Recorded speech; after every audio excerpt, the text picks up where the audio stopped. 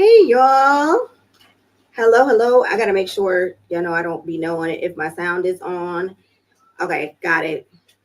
So I wanted to start on time tonight because I wanted to end on time. Y'all, my sister had me out at Olive Garden. So I just was having all this, what do you call it? Unlimited soup and salad and stuff. I don't know how she got me to do that. And I drank a drink. Like I am trying not to drink before I do these so that I'm not rude. But I had a drink. So don't hold me to how I be acting or what I say because sometimes I be wilding when I have a little drink. Okay. So today though, today's topic is, you guys know I'm all about the divine feminine. I'm all about femininity. I am all about letting the masculine be masculine, letting the feminine be feminine. I'm all about roles and things like that. Not necessarily gender roles, but just like roles in life. And I am going to do an impromptu live tomorrow about the Nelly and Ashanti situation. I'm sick of it. I can't deal with it, not another second. So I am going to talk about that. But today, I wanted to talk to single women about like how we are out here moving. Okay. So the topic of this one is feminine code, right? This is part of a feminine code series. This part is called We Don't Chase, We Choose. All right. So y'all know I always got notes. So if you see me delving over a little bit, it's so that I keep myself on track. The way my mind works is I got a little bit of ADHD. I'm probably a little bit autistic too. I don't know. So as my sister says, but I don't know. We'll see. But that's our topic today. We are talking about feminine women don't chase, we choose. And we have gotten it so messed up for so many years on how we move out here in this world. Then we wondering why guys ain't wifing us up. Like, I'm embarrassed, I have to say, about a lot of the moves and the things and how everything is going on out here. I'm a little appalled, which is why I have not been dating. I am not dating. So just FYI, I know people be thinking like, oh, you talking, but I'm not out here dating. I'm just out here having a good time and being peaceful. Okay. So the first thing I want to talk about is the reason that we are in this place is because as women, we have always known we are love. That's what our primal instinct is, love and nurturing. Men's primal instinct, unfortunately, y'all, is buns. Like it is uh sex and protection. That's their primal thing. Ours is love and nurturing, two very different primal instincts, right? So there's a version of us as women that have always known that we were deserving and worthy of love and that we were never meant to beg for it, right? So somewhere along the line, we forgot that. We started diluting that and started using oh my God, like movement, started using our body, started using a lot of things to kind of compensate for the love that we actually want. Okay. Along the line, we started actually auditioning for it. You know how when you go in for a play and you auditioning for a part and you like, oh, I could be the part, I could do it. That's what is starting to happen. We'll get back to the auditioning, but for now, I want to talk about chasing, right? So a lot of people be like, well, the man is supposed to chase and da da da da, but the man isn't supposed to chase either. The man pursues, which means that he goes after something with purpose. He don't just be running around chasing stuff. That's weird, okay?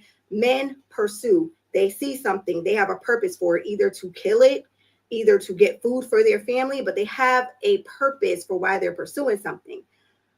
Lately, though, women have been chasing and not choosing, which makes it different. So the glasses is going on, y'all. You know, I can't see that good. So let's talk about chasing, right? It means to pursue in order to catch up with. So y'all ever been outside? Because I know this happened to me last week and you chasing a dog. Like, okay, so I was being lazy, full transparency. I didn't want to take my dogs for a walk. I'm on vacation. So I decided to try to just let them out, right? I got two very small dogs. They're right behind me right now, about to get on my nerves.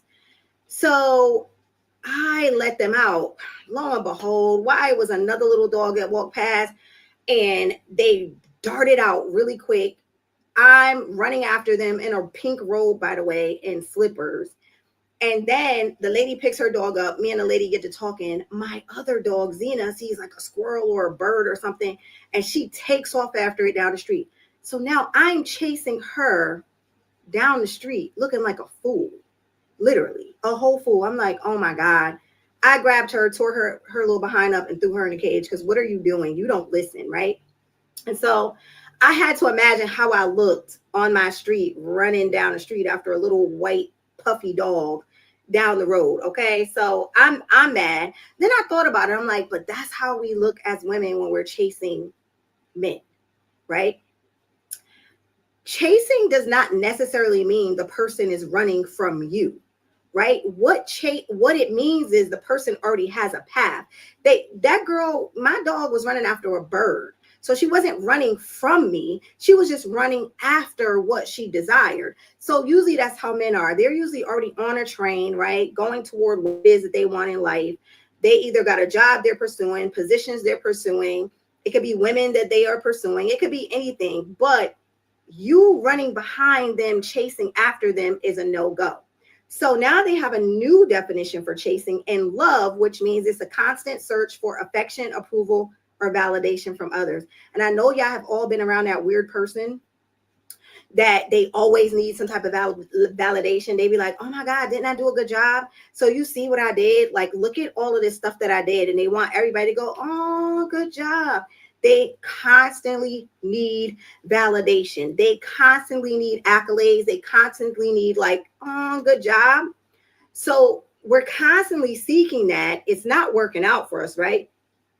It involves putting significant effort, time, emotional energy into seeking a romantic relationship. So as women, we're not supposed to necessarily be ODing looking for a romantic relationship. It will find us, right? Embody your peace, embody your good vibes, and love will find you because you should be emanating that on a regular basis, right? So remember Elmira from Tiny Toons? That's all I think about when I think about the women that are out here auditioning, right, for love. Remember Elmira used to grab the animals and she's like, oh my God, I'm going to love it and kiss it and hug it and hold it just like it's my very own. And the animal's eyes would be about to pop out because she's hugging it so hard. And soon as they was able to get away from her, they would get away from her and run. That's how I feel it goes for us. I'm sorry, there was a comment. I just wanted to make sure I get to them. That's how it feels when it happens for us. Like you grab onto the guy, you hold on for dear life, you don't let go. His poor eyes is popping out. He can't go nowhere. He can't be nowhere. He can't have fun with his friends. You like, what's that fun in the background? You need to get home. So who all gonna be there? So it's girls there. Like, oh my God, girls, stop. You are going to run that man away because what we don't understand is that is a form of chasing.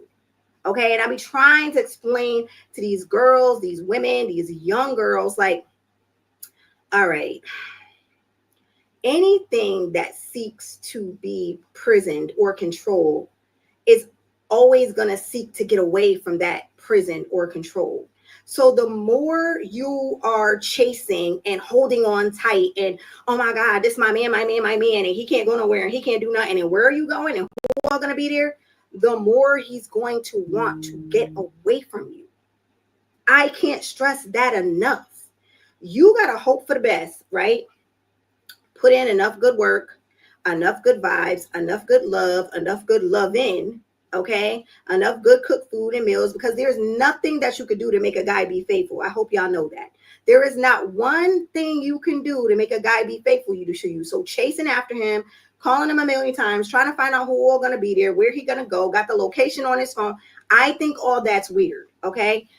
If you want to have my location for protection so that if I'm outside, I'm like, oh my God, babe, I'm lost, or I feel unsafe, you know how to get to me. But to just have your location on my phone, I think that's weird. I don't need that. Why would I want that?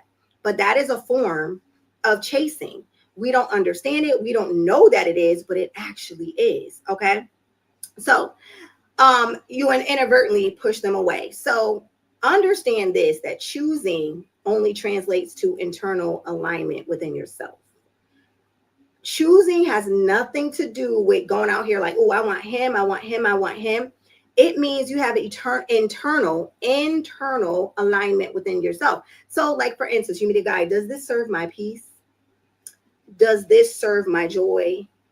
Does this serve my values, right? If not, I need to let it go. And if so, let's take it a step further. But y'all, I'm getting ahead of myself. But the problem is we throw all that stuff out the window when we meet a guy because we are weird, okay?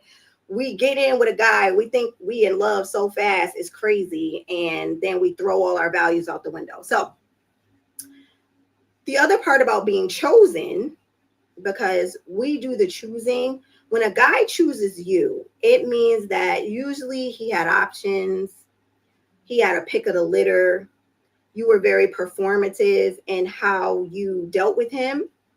And it didn't, I don't like the word pick me for a woman. I can't stand it. I think the term needs to be thrown in the trash, but I do understand why they say it. So it gives like, ooh, kind of like pick me. Like, I know that you're dealing with 4 other girls, but here's the thing. I could cook, I could clean, I got a nice body, I smell good.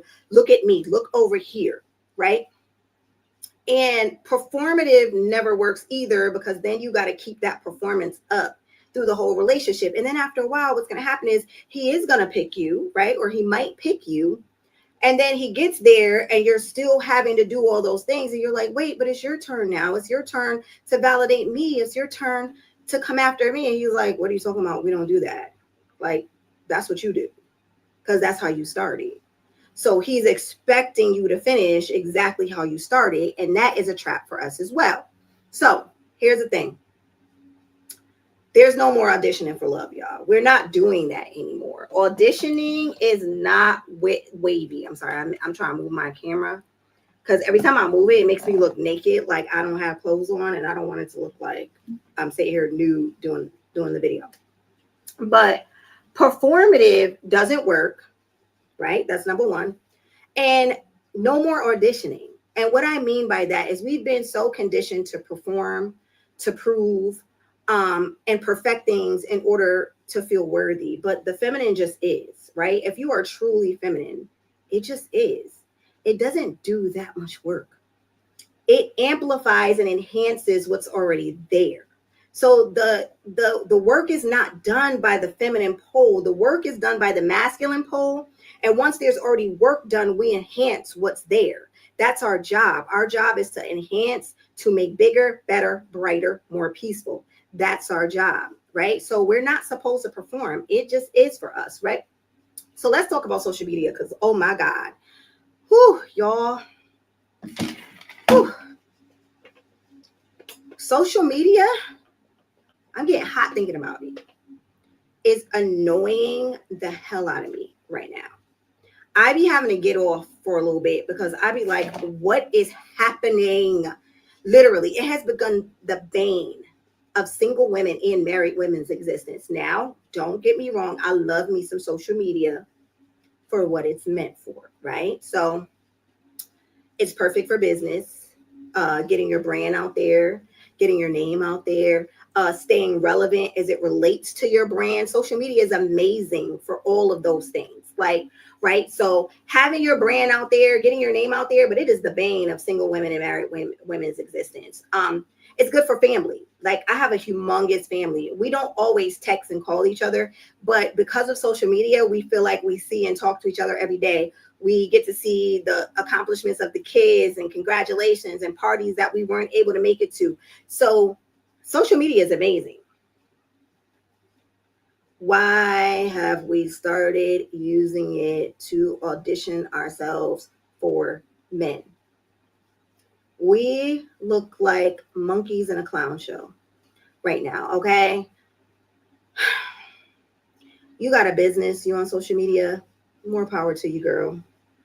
You are funny on social media, because I love social media. I love it for inspiration. I learn a lot. Motivation. I follow a lot of podcasts up there, a lot of enlightened people up there. I use it for my my comic relief during the day, because my timeline is hella funny. I don't know why. I don't even know who all up there, but I swear I laugh like a real laugh all day long, right? So, hey boo. So social media is good until we started using it wrong. So now this is the part. We've started using social media to put ourselves on display. you ever go to like Child World or KB Toy Store, or like what was the other one called that went out of business? Toys R Us, right? And they got all the dolls together and all the trucks together. And you kind of walk down the aisle and go, oh, that one's nice. Oh, that's a cute doll. Oh my God, they got a little black one. Cute, right? That's what it seems like social media has become. For real. We are just always on display all the time. Don't know why. Don't know what we're doing. Now, granted, I go, please, posting pictures of myself too. But what you're not going to see is my ass propped up on a sink.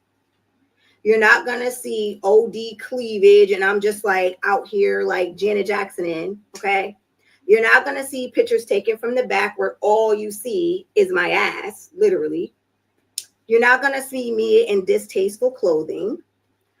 It's going to be sexy sometimes, don't get me wrong. It's going to be alluring, like leave stuff to the imagination, but still cutesy, sexy, seducey, but not raunchy. So you will see some of that depending on where I'm at and who I'm with, like and what event I'm at, and what the attire calls for, right?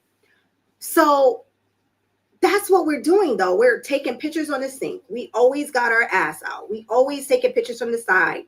We're literally showcasing our bodies and saying, hey, pick me. Look at how good I look. Because honestly, ask yourselves, why else have men doing this? Like, why did I take a picture and turn myself around? Why am I taking a picture or a video in lingerie? Why am I twerking my butt on the camera? Because you're not doing it for girls. I don't want you.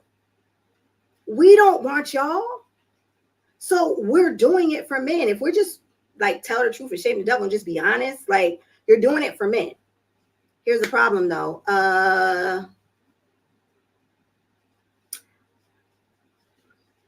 Okay, I'm gonna say it nice.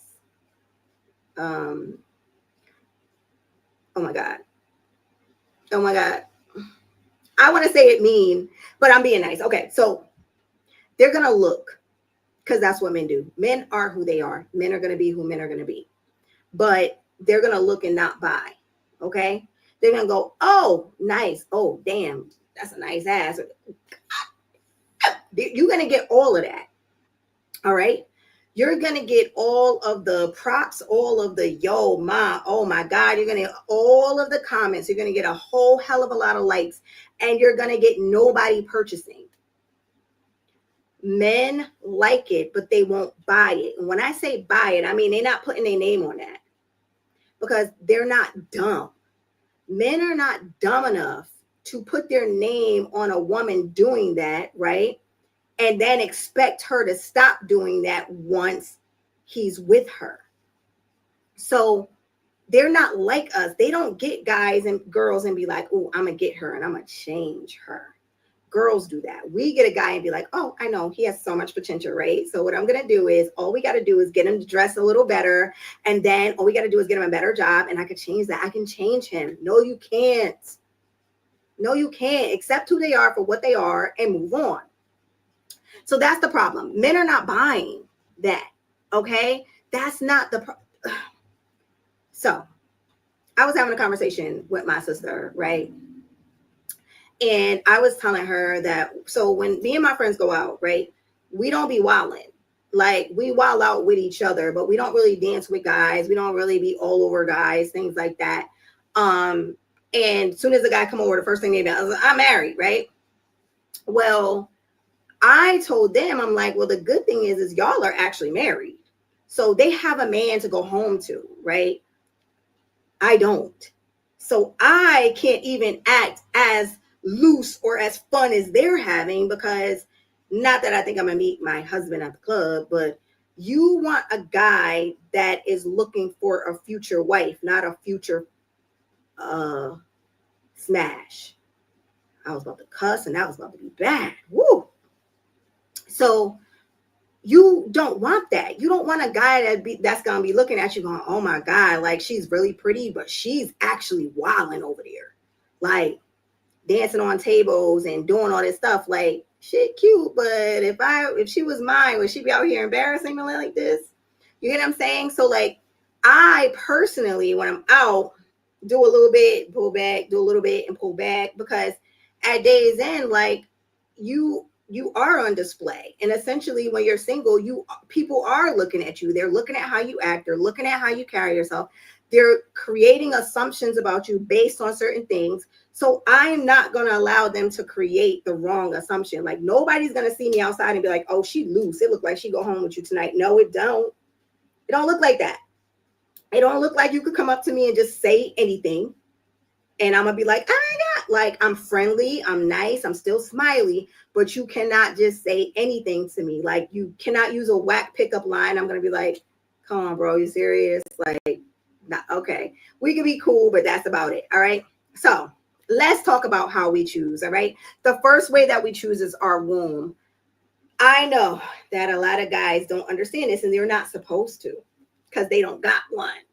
But our womb tells us so much. So I'm going to explain to y'all how it works, right? It's our very first boundary. So ask yourself, does my body feel safe around him? I'm going to tell y'all going to know what I'm talking about when I say this. Not the guys, only the girls. So do you tense up when he's near you? Or is he allowed to touch you without you feeling funny? Like, it's almost like his touch feels familiar. Like you don't even notice that he's doing it because there's no message, there's no signal in your body that says this man is dangerous to me, right? So that's our first one. So that happens to me. It's only happened to me like maybe a couple times because I don't really go out like that where guys touch me, but like I won't notice. My sister might say it. She'll be like, oh yeah, they definitely have their hand on your hand, and I'll be like, no, they didn't. And she'll be like, no, they did. And I'll be like, oh, I didn't even notice. Like, I didn't notice. That's actually a good sign for the guy. Because what that means is that there's nothing that's like, ugh. Like, you know how a guy try to grab your hand in the club, you go like this and you pull your hand back real fast? Like, things like that. Or, does it feel super noticeable or agitating when he's in your presence? Like you like, oh, will this guy just get away from me? That is not your mind. That is your womb speaking because it's your body talking to you. It's not your mind saying it because you don't know him from a can of paint. And it might not happen for the other guy. It might not happen for the next guy. So we have to learn to be kind of hyper aware of these small signals that our body gives us. Women are so spiritual and in tune and intuitive. We just have to start listening. But we don't because we be so busy in the razzle and the dazzle and bragging about our jobs and our money and what we got and and our nails and our feet and slow down for a little while and just listen to what your body is saying, because this is a telltale sign. Because even in a marriage, so I'm switching over now. That was single at the club, okay, by yourself. Even in a marriage, though, if your husband's touch starts to feel foreign to you, your husband's touch starts to feel agitating or cringy to you, the relationship is something's drastically wrong in it.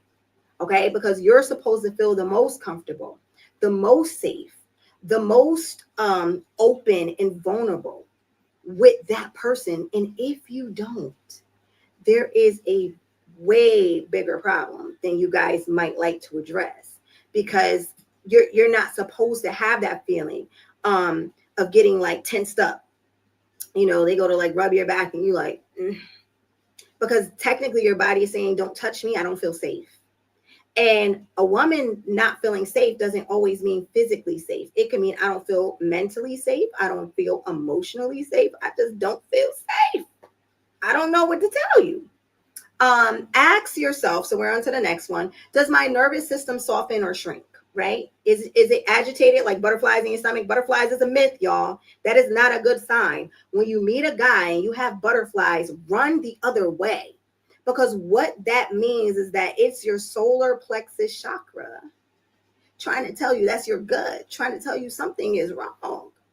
And this man might not be safe for your nervous system long term. We don't listen because we think butterflies mean like, oh my God, I'm just so nervous around him. Oh my God, he's so cute. He's so handsome. It doesn't mean that. It means that your body's nervous. Go somewhere else. You're not supposed to be there. Okay. Does it feel like you're leaking energy or power just to maintain his attention? So like in order for the guy to keep his attention on you, you always feel like you have to be doing something. Like, oh God, am I gonna cook? Okay, I gotta make sure this is clean. I gotta do this, I gotta do that, I gotta do this, just so that he can seem interested. You shouldn't have to be that performative, okay? We all have to realize there's a woman for every man that doesn't have to perform or do anything. Y'all ever know it's like there be that girl that's doing the most for this one guy, and then there's a girl that barely do nothing and he like her more, and she didn't even do anything. It's not that she's a better person than you. It's just that she's a better fit for him than you are. And that should be okay. We need to give people the opportunity and options to explore what those things are. So like, I just don't feel like I want to perform like that anymore. Like, do we vibe or do we not? Right. And if we vibe, then the vibe is vibe and we're going to vibe. But then if it's not, it's okay to say, no, I'm cool. Let's move on with that. All right. Like you jumping through hoops, you hanging from shower curtains and ceiling fans, you doing the most, you know what I mean? Your legs is bent over the back of your head and it's still not enough. Like, my God, what more do you have to do to keep this man interested? He's not. Move around, move along, and it's okay. The problem with women is we get so clingy so fast. Like, girl, let it go. It's okay. I don't know how I got that mindset. I'm just not a clingy person. So like, if I realize something's not working, it's not working. Like obviously in a marriage, you make it work. You're trying every day because you don't get into marriage to fail. You get into marriage for life. But if things don't work out after a certain amount of years, years after year, after year, after year, after year, after year, after year, how many more years do you want it to stay like that? I don't know. But all I know was 17 was too long for me. Listen. I got to get out while I'm still cute, right? And I don't got a cane and my body is still kind of limber, you know, I still am shiny and my body didn't fall apart yet. You know, I had to get out while I still can have some options. You know what I mean? Like you wait till you 65, 70. Now you just got to settle for the next thing smoking. Absolutely not. Like I'm not. Okay. Ask yourself, do you feel drained after interactions with him? Like you can't wait to get back home to your own aura. Like, yeah, we had a date, you know, and it was nice. It was cool. And then you went to his house after. You might have stayed there a couple days. But then after a while, you're like, I just need to get home for a second. Take that into consideration as well, okay? Don't just not listen to yourself. Don't listen to your intuitive body. Now, that's your womb talking. So your womb doesn't lie. Your body does not lie to you. Honor it. Listen to it. Take heed from it, okay? So the next way that we choose as women is standards and boundaries. So again, we're not talking about the basic way of chasing and choosing. We're not talking about, ooh, look at that man, he's so fine. I'm about to go over there and throw myself in front of him and drop something in front of him. Now, granted, that do work. So if you think it might be a love connection, I ain't gonna hold you. Go do that, okay? Go drop something, you know. Hope he get it for you and hand it to you and get a conversation going. I'm just saying, but that's not the way I'm talking about choosing. I'm talking about when the man comes to you. Because y'all ever watch Bridgerton? I love that show. And back in the day, they used to have the girls coming out party, like ceremony, and she would be eligible for suitors at a certain age. And the message would go out like such and such is eligible for suitors now. And literally there would be 10 guys at her doorstep where her mom would make coffee, tea, and biscuits. And the men would all come in, and then whoever she vibed with the most, even though there was some that was like higher in rank and she should have been with that person, she vibed with this person more. She would kind of sit and entertain them and talk to them. And then some didn't get any of her time at all. That is how it's technically supposed to be. Men are the pursuers. They're supposed to look at you and go, oh, she cute. She looks like she could fit in my story, right? But then once he gets there, it's up to you to choose if that's what you want. Just because he chose you don't mean you got to choose him back. Or just because he wants to engage with you doesn't mean that you got to engage back. So the way that you figure out if you want to choose yay or nay is by your standards and boundaries. Now, standards, these are your non-negotiables. So I know there's a big internet debate and a podcast debate about Like, well, if you a woman and you overweight, then that's the standard. Those are not standards. Those are aesthetics, y'all. Those are personal preferences that all they do is shut down your chances of meeting people, because everybody's not going to fit in that percentage, right? So these are your non-negotiables. Your standards are what you require. They're not aesthetics, like, oh, I want me a 6-foot bearded man. No, that's dumb. Okay. Like, yes, that might be a womb choice. You might look at him and go, oh, he could get it. But normally, like I talked about in the last podcast, watch yourself with that one. These are qualities and how you desire to be treated, what you desire to have around you, how you can maybe enhance what he already has going on. So in a date, you're supposed to let the man do most of the talking. He's even in the house, like, oh my God. Okay, let's back up. Because I know a lot of people like, oh, you're talking to single people and it doesn't fit for married people, or you're talking to married people and it doesn't fit for singles. It all fits for all. Okay. If you're married, the husband should be talking more. It should not be the wife talking all the time. It should be the husband, because he's the one that should be able to talk about the goals, the visions, the dreams, what's happening. That way she knows what to enhance. If he's not talking, she don't got a job. She don't got shit to do except for deal with the kids. But he's supposed to be talking, babe, I'm trying to get this promotion. I'm trying to do this. I'm trying to do this. This is the plan. All right. I need to be here by the next year. In 2 years, I want us to be here. He's supposed to be planting all those seeds into her. He's not supposed to just be willy-nilly every day, like, yo, what's popping tonight? Are you trying to go somewhere? Like, granted, yes, we like to go outside, but we also need to know that you have a vision and a goal for the family. Even as a single woman, you're on a date. The man should be doing most of the talking. Why? Because you need to see if you fit in this man's story. Do you fit in this man's picture? If he says, yeah, eventually, I want to move down south, and you hate down south, you're not the one for him. Now, if that's a negotiable thing where I might be able to do that, then yes, move forward. But if you know beyond a shadow of a doubt that you hate the south, don't waste this man's time. You got to let him know, like, up front, like, okay, well, you're a nice guy, but there's just certain things I'm not going to be able to do. Let him talk. Let him tell you who he is as a person, how he is as a person.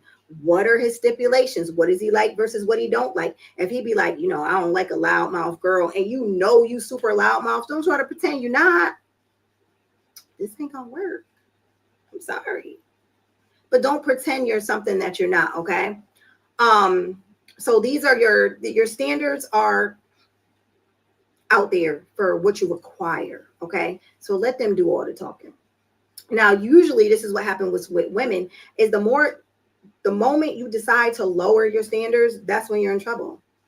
Anytime you decide to make an exception for this guy because he looks so good, or he's so good in bed, or he got so much money, and you lower what you require in order for him to be in your life, you are in trouble 9 times out of 10. Okay. So you're going to allow something that's going to bother you over the long haul. So let me just say, I'm not even going to tell my stuff right now, but there's certain things that I don't like. Point blank, period. I already know me. I don't like certain things, right? So if you are a man who has to smoke weed 90% of the day, I'm not going to like you. And not like you as a person, I'm not going to want to be around that over the long haul. Why? Because I don't smoke. I don't smoke. So because I don't smoke, I don't like the smell of it. I don't like it in my hair. I don't like it in my clothes. I don't like the smell of it smoked. I don't like the smell of it in a pocket. I am an esthetician. I am in the beauty industry. I like to smell like coconuts, mangoes, pineapples, cocoa butter, shea butter, mango butter, like oils. That's what I like to smell like. I don't want to smell like a skunk. I am sorry. Like you cool. We could chill sometimes, but you won't be my man. Because this is the part. I'm not a controller of a man. Men are who they are. And the moment you try to stop them from being who they are, so like, yeah, I'll be with you, but you got to stop smoking. I'm not doing that. I'm not going to change who you are and what you want to do. If you didn't decide to not do that on your own, then I'm not going to be the person to tell you. I'm never going to say, sorry, y'all. I had to like threaten my dogs for a second. Who is that? My God, I'm always doing something and something always happening in this house. Too many people here. So what was I saying? Oh, yes. So I'm never going to try to stop them from being who they truly are, like ever. Like if that's what you do and that's what you like to do, yeah, you heard my dogs, Tiff. Like I think Diggy came in and they just swear they about to protect the house. Like no, you're not. Y'all this big. I'm sorry, y'all. I know that sounded loud, but you're never supposed to try to change who a man is and what he does in general. Like it's insane. Okay. So there's that. So if it's going to be something that you're going to not enjoy during over the long haul, don't embark in it in general. Okay.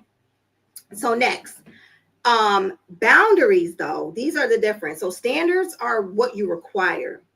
Boundaries are what you'll walk away from if the standards are not met. That's how we choose. So it's a passive choosing. It is letting somebody be who they are and then deciding if you fit there or not, or if it's something that you can deal with or not. And you got to be honest with yourself about the fact that you can do it or not. Okay. So standards are the qualities that you require to let somebody in. That's what the standards are. Boundaries are the lines that you draw when the standards not being met. Like, sorry, I got to skate up out of here because this is not that. So, and together, these two, these standards and boundaries, they end up creating a spiritual filtration system for you that has the people that are supposed to be in your life there and the ones that are not. So this goes for everything too, guys. This is not, I mean, obviously I focus on relationships a lot, but this goes for friendships, jobs, things like that. Standards, boundaries, filtration system. It filters who should be around versus who should not. Okay. So your standards are sacred expectations. Your standards are what you deserve and desire at your core. Like it's not a negotiable for you. All right. So they could sound something like, I require emotional availability, clear communication, things like that. They could be like, I desire a man that leads with integrity. I desire a man that has integrity. I require consistency in my life. So then when things are not being met in that way, you can tell right away. So your standards come from your healing work. Like a lot of us have healed. This is what bothers me so much about the internet. I saw a post the other day that said, when a woman has had like 2 baby fathers or 3 baby fathers, and now they get with the next guy and they don't want to sleep with him super fast, or they want to filter him out through like not giving up sex real fast, but you wasn't doing that when you had the 3 other kids. So basically what you're saying is we're never supposed to evolve. We're never supposed to learn from our mistake. God forbid that happen. Why would I do the same thing that I did with them that didn't work? So obviously if I do something different, this is why. I don't understand why men get upset about that. Like I wasn't supposed to learn. Like I'm just supposed to still be dumber than a bag of nickels at this age as I was at 21. It just doesn't make sense to me. So now that we know these things and we have grown and done some healing work, yes, our standards are going to change based on our healing work. Okay. So it comes from your worthiness, just knowing what you're worth now, knowing what you're willing to put out versus what you get in. Having standards actually also makes you a better person, unless you're a psychopath. Because I was going to say having standards, right, allows you to put out what you want to get back. So if I'm asking for emotional availability, I'm going to have that. If I'm asking for consistency, I should be willing to offer that in return as well. Because then my boundary would say, if I'm not getting that, I could walk away and you could do the same. So it actually causes you to stay at an integral balance system within yourself with a level of self-awareness about you that says that I need to offer the things that I require as well. Like you can't be out here asking for stuff that you're not even willing to do for nobody yourself. That's crazy. Like, so you asking for this, but you don't even do that. I think there's a lot of psychopaths and borderline personality and narcissists in our world, and they're just like walking amongst us and acting like they're us, but they're not. They different. Okay. So boundaries are an energetic protection for you as a woman. So your boundaries are how you protect your standards. Your standards being what they are, your boundaries help you protect those, okay? They're the consequences or the actions you take when somebody crosses the line. It kind of gives you a rule book. You know how at your job, when you first start a job, right? You have to sign something that says, like, these are the company policies, and this is what I'm going to offer the company and what the company is going to offer me. And we both have to honor that because we sign it when we get hired, right? So if my job says that, okay, this is your position now, these are the things you have to do, and this is what I'm going to compensate you for it, I got to do my part, you got to do your part, right? It's kind of the same thing in a relationship. So your boundaries, how you protect your standards, the consequence you take when somebody crosses the line, it's not about love anymore. It's about the policies. It's about, I said I wanted emotional availability. You ghosted me. Like, okay, I'm talking to you. We vibing. We're doing good. We're going hard for 2, 3, 4, 5 weeks. Then 6 days you ghost me. Oh, you're done after that. Because this is what I said I needed. This is what I said I required. And if you couldn't offer that, then all I want is communication to say you can't do that. If not, bye. And I'm not mad at you. It just is what it is. We don't fit. If you create the policies for yourself in your life, you're not going to be thrown off by love. Like, oh my God, I just like him so much. That's why we got to stop sleeping with guys so fast, because then we get all clingy and connected and they're not. It's not a primal thing for them. They're not connected like we are. We're clingy after that. That's a us thing. That's not a them thing. They could smash you, leave your house 2 hours later, 3 hours later, go smash somebody else, and then go talk to their boys and be like, yeah, I seen both shorties today. Yeah, one was chilling, the other one's being all wild, I don't know, but it's cool. So anyway, what we about to hit up? What we about to go eat? Where we about to go get this beer at? And literally it's nothing. Meanwhile, we're home, like on the phone with our friend, like, oh my God. So he came by today, and like he stayed for like an extra 20 minutes. You think that means something, girl? Oh my God. Oh my God. That's not even the nature of this podcast today, but we just so different. It's actually funny to me. So these are the consequences. So like, okay, if you ghost me or go cold, I'm gonna, you lose access to me, period. Like, don't ghost me, because I am the queen of being a ghost right back. Like, you'll forget you ever knew me, and I'll forget I knew you. It'll be mutual. Like, I'm not a chaser by any means necessary. Like, I just don't even know how to do it. If you text me the same thing every single day that we talk, like, hey, how are you doing? Fine. And I'm on to the next thing. Like, I'm over it. Like, okay, what's happening? Nothing. Okay, great. That's fine. But yeah, you'll be cool to talk to. I kind of mirror men. Like, what you do is what I do. So if you don't do nothing, I don't do nothing. Like, it's just what it is, right? Let's say something like, you speak to me with disrespect, I'm gonna remove myself immediately. This is the thing about women. We talk too much. We're always threatening men and saying, oh my God. Okay. Let me give you an example. We're out to eat, our first, second, third date, whatever. And I'm like, you know what I don't like? I don't like when men do this. And you know what? So if somebody disrespects me, like, I just feel like I shouldn't be disrespected. I'm going to want to walk away. Or you know what? If you ghost me, I'm going to, no. You're doing too much talking.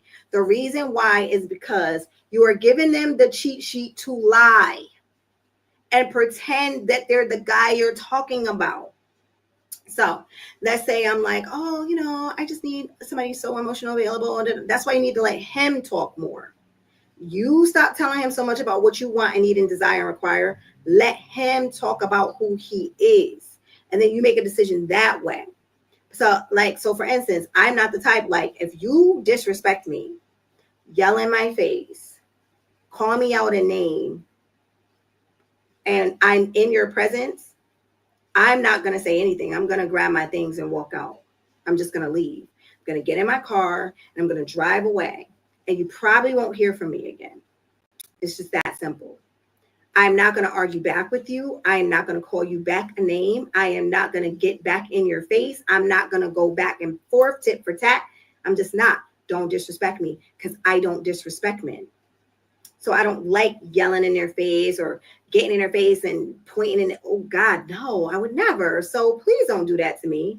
So if you do decide to do it, oh, I'm out of here so fast too. Like you'll hear the tires because I'm out. I'm gone. Okay. A boundary could look like if you're still romantically, if you're still entangled with somebody else, I'm not going to be romantically involved with you, and you don't have to say it. So you still dating that girl? Oh, y'all still together? Oh, okay. Well, as long as you with her, I'm not gonna do nothing. You don't have to say that. Just don't do anything until he comes to you like I'm free. You don't gotta do so much talking. We talk so much. We always trying to like make our presence known and say it beforehand. Just hush. Just do. Do. Presence or non-presence. That's the feminine pole, okay? All right. So boundaries are not punishment. So we need to know that. And guys, I wish that they would know that too. A woman's boundary is not a punishment. It's just a protection for your nervous system. A boundary says that if it happened once, like I'm just smart enough, I know humans and human nature. If it happens once or twice, it's going to happen again. This is who you are. So even let's say you yell in my face, why did you do that? And what's going to happen the next time I make you upset? Like, are we going to have a conversation or are you going to yell at me? Or like if you're condescending or sarcastic or so you mean that, why wouldn't you do that next time? What is the internal compass within you that's going to stop you from doing that again?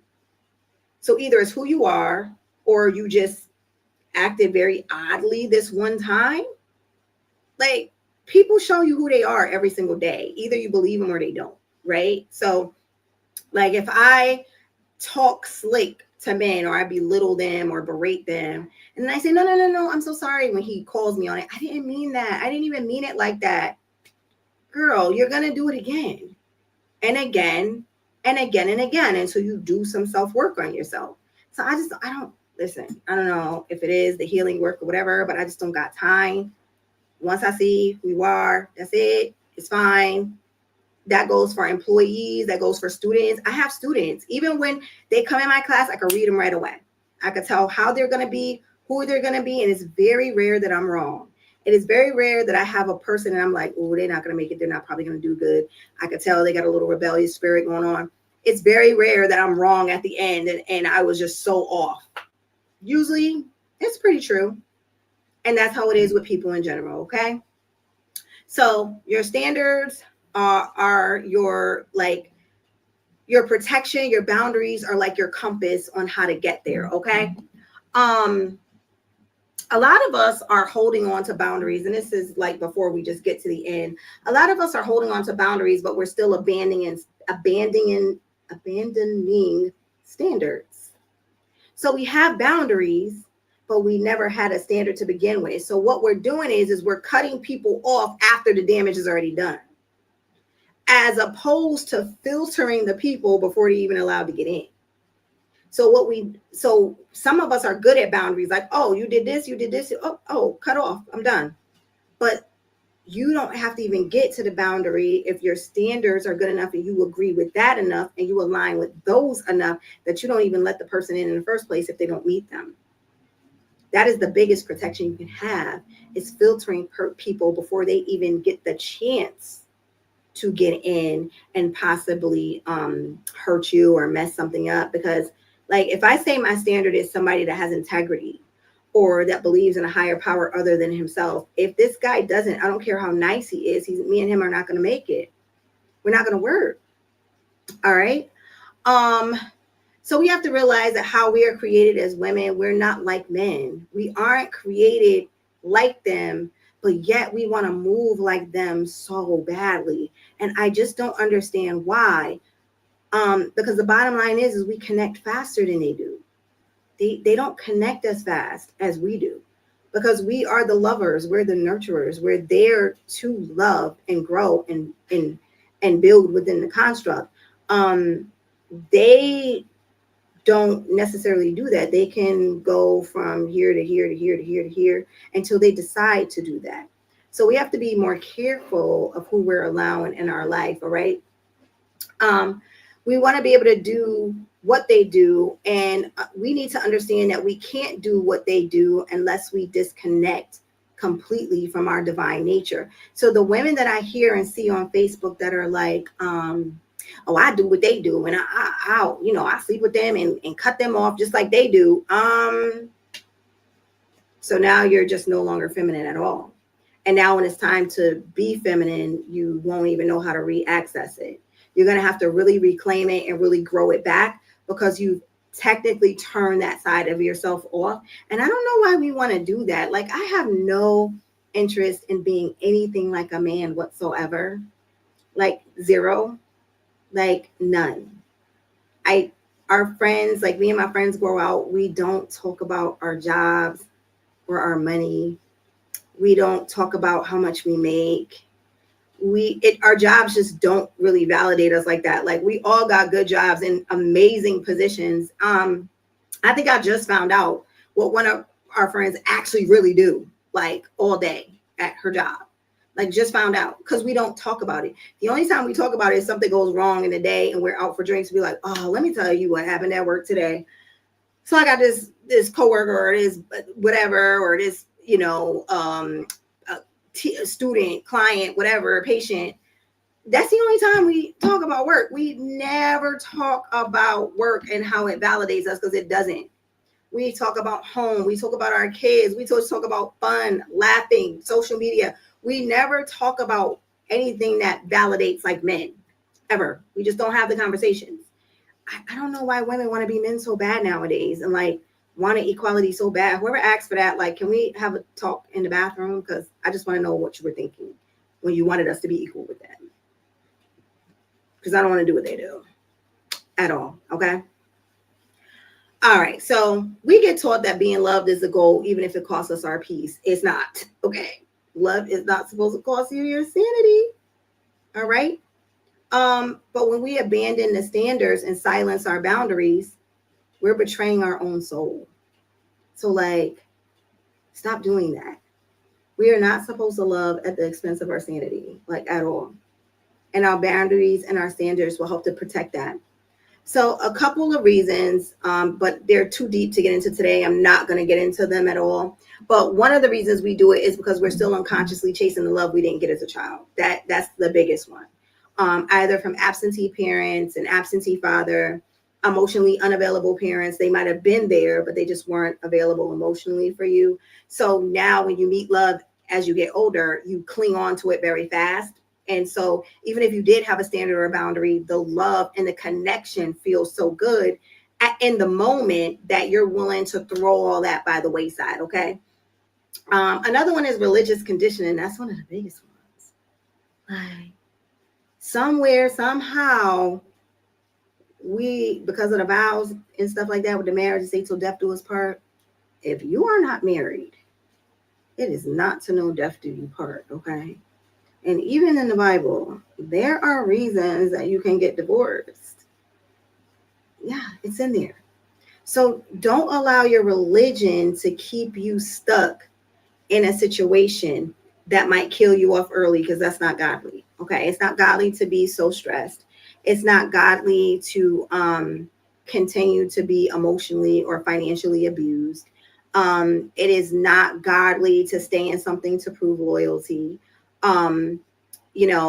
It's just, I know for me, I'm gonna just say this, I'm gonna just tell the truth. Like, I know a lot of mine was that, because it was just like, God's not gonna be pleased with me. Like, muster up under as much as you can. The Bible says, like, that you just got to have faith, and even if the slave master is hard, you just do your work. And it's all of these scriptures that tell you how you can stay in something that's unpleasant.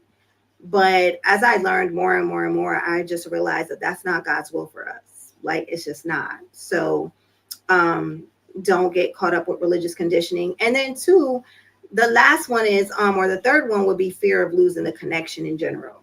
Like, you just like, dang, I really like him. He's really good in bed. We have mad fun together. But the only thing is that he be lying a little bit.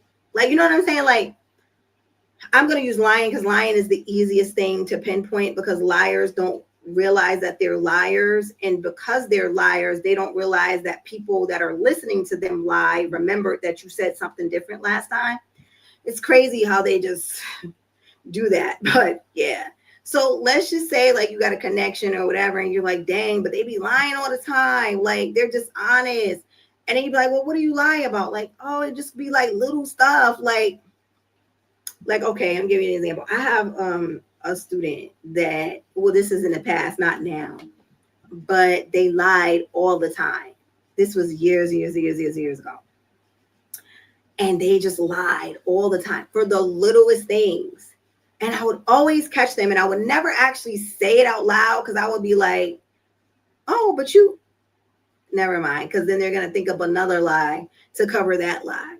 Like, so even if we have a connection with people, if you realize the character flaw is there, you gotta be okay with letting the connection go. Like unplug from the wall, because again, it's not going to be good in the long haul. So what are we doing here? Yeah, do we want temporary appeasement? Do we want temporary glow? Do we want temporary love or a temporary relationship? Or are we looking for something that's going to be for the long haul? And if we are, then we need to look at those things early on and what they can evolve to. It's no different than like, you ever look at certain behaviors that kids do and you be like, oh, I got to check that now, because that's going to be a problem in a couple years. Like, let's say you got like a 2-year-old little girl and she kind of fresh and she always like shaking and shaking and shaking. And you be like, oh, we got to nip that in the bud, because by the time she 10, 11, she going to be wilding. It's kind of like that. Like, just because you like somebody, sometimes you got to nip that thing in the bud if they just be doing and saying anything. Okay. So like, as women, we have to stop being so, I mean, I said it last time, but we got to stop being so physically intimate with guys right away. I know that there's a thing that guys be like, well, if she ain't giving it up the first night, then don't call me. I'm not the one for you. Thank you. Filtered yourself out. I am glad. Great. Again, I did the choosing, because it doesn't take much. A girl got to be clean, cute. The man's type, whether it's tall, short, brown, light, thick, slender, whatever.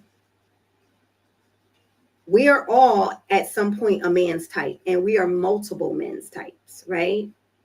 So when they say things like that, I just know, oh, okay, well, I just eliminated myself. I did a choose. I would never date you because of these statements. So, but I'm pretty sure if I threw myself in your way, you would want to date me.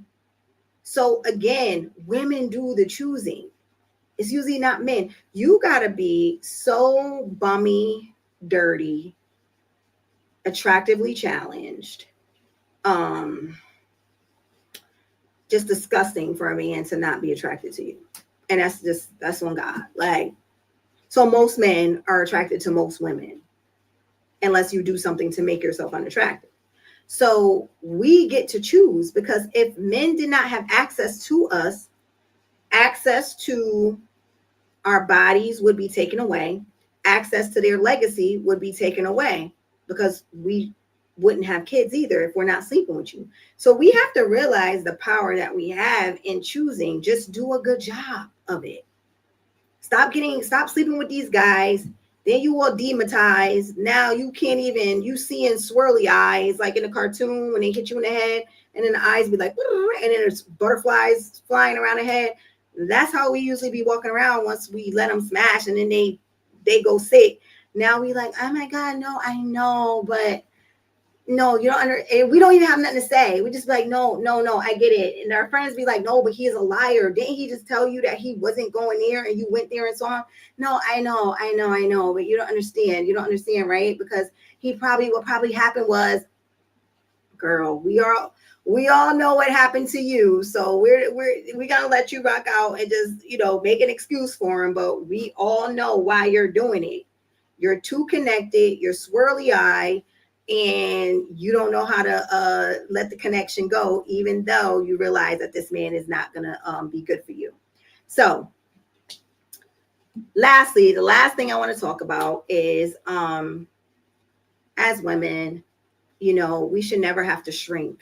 There is a guy that can, there's multiple men that can house all of who you are, right? Um, because there's somebody for everybody. I truly believe that. And there's multiple people for everybody. I don't believe it's one person for one people in the world. Like that doesn't even make sense. Not with the billions of people that we have in this world, right? So I do believe that you should not have to shrink, okay, to be with a man, or for that man to love you and want to commit himself to you. You should not have to shrink. He should be able to encompass all of who you are. So if you're with a guy and he's insecure about your career, or insecure about the fact that you're really cute and you dress nice, that's not the guy. Because there is a guy that will trust you immensely and be like, I know my wife is out there doing her thing and she cute and she got that, her body is tea, but at the same time, like, I know she loyal over here, because he knows who he picks. So at day's end, you should not have to shrink. You should not have to make excuses for them. Like, oh yeah, I know my mom just died and he should be at the funeral, but he was really busy with work, so he wasn't able to make it. So, you know, and you making excuses, like that sounds crazy. And once you hear yourself saying these things out loud to people, like, stop making excuses for them not coming through for you. Like, don't do it. Don't accept dishonesty or confusion just to keep things going. Like, oh, I know that, you know, he told me he doesn't really want anything serious, but then the other day he told me that, you know, he would be willing to settle down and get a wife soon. So I really don't, girl, he ain't it either, because he's lost. Okay. So like, don't accept like confusion, dishonesty, disrespect, just to keep things going, just to say that you're the one trying, just to say that, you know, you did your best to make it work. Like, girl, get on, move around. There's so many. Now, y'all that are married, I ain't really talking to y'all, because y'all don't get to leave that easy. Y'all kind of do got to work it out, or at least try. And I'm not telling anybody how many years, because it's people's lives at stake, you know, but you do, there's a little bit more trying, because there's just a little bit more to dissipate when you have to, you know, break things apart, like, you know, housing and children, and you just got more fish to fry when it's things like that. But when you just dating somebody, or you live with them or whatever, you girl, you could get ghosts. Like, not accepting all of this. And time is not the bearer of the relationship. I know we've been together 4 years. Who gives a damn? You don't like it here. You better get out now while you're still young and you still got a shot to make another 5, 6, 8, 10 years with somebody else. Don't stay for that. You know, don't give him excuses. Maybe he just needs more time to figure things out. Girl, you've been here 3, 4 years. Okay, first of all, I'm going to give you a whole hint if you're a girl. If you are dating a man and you have been dating him for longer than a year and he is not even talking about marriage, okay, so this is the part. Normally when a guy meets you, he gets enamored by you and they do start talking marriage very early. But if he stops talking marriage in that second year, third year, you got to go. He's not going to marry you. Something went drastically wrong within that year to 2.5 year span. Something went wrong. He's not going to marry you. Guys know if they want to marry you, usually early on. Don't let them fool you. They know right away. Now, I'm not saying it's 3, 4 months, but if they don't know within that year that you are going to be the wife, and if they have not married you by that second or third year, they're not going to marry you. And if you want to get married, you need to go, because he ain't going to do it, sis. Don't wait another second, another moment of your life. He's not going to do it. I guarantee you, every time you bring it up, he changed the subject. Every time you be like, so have we thought about, bottom line is this, is that man should be saving for rings. And he like, no, babe, I got you. Nah, don't worry. It's coming. He should be happy. Not like, we talked about it. Yeah. So, soon come. He's not going to do it. Oh my God. He's not going to do it. I don't even know who I'm talking to right now, but he's not going to do it, girl. Okay. Being patient with confusion is not spiritual. It's self-sabotage. Okay. Just FYI. It's not confusion. It is not spiritual. It is self-sabotage. Don't sabotage yourself. Don't continue to do it. And in closing, remember, we choose by not picking the man. We choose by understanding how we feel in his presence. Safe, guarded. Do we have to shrink or do we feel empowered? How do we feel with his touch? Is it cringy? Does it agitate our body? Or do we feel super comfortable and lean in and when it just feels almost like he's not touching you because it almost feels like you guys are already one.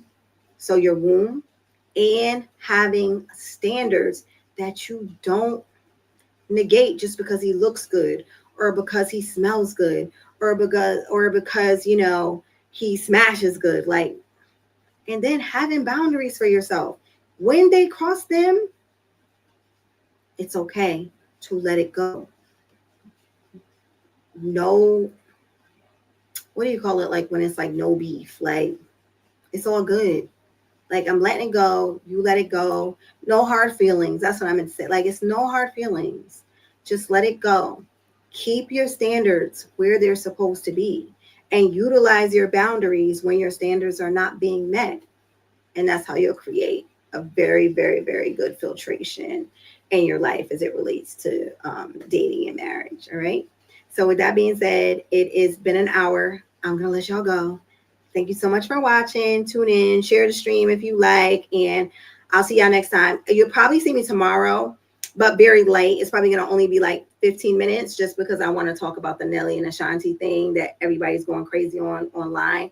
And I just have a little bit of a different insight from it. So bye, y'all. I'll see you soon.